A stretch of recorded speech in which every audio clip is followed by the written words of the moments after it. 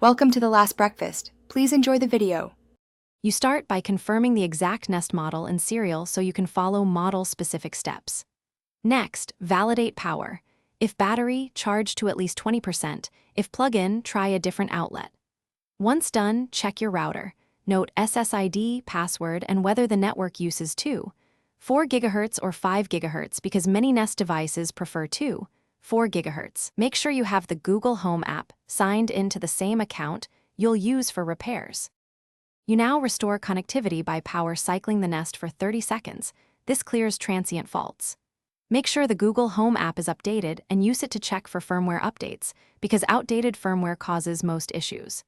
Then inspect your router.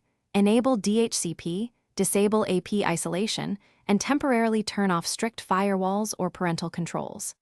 If issues persist, assign a static IP or reserve one in the router, and attempt reconnection. While watching the device LED, you finish by verifying full functionality.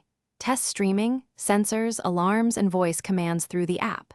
If problems persist, perform a factory reset as a last resort and then reconfigure.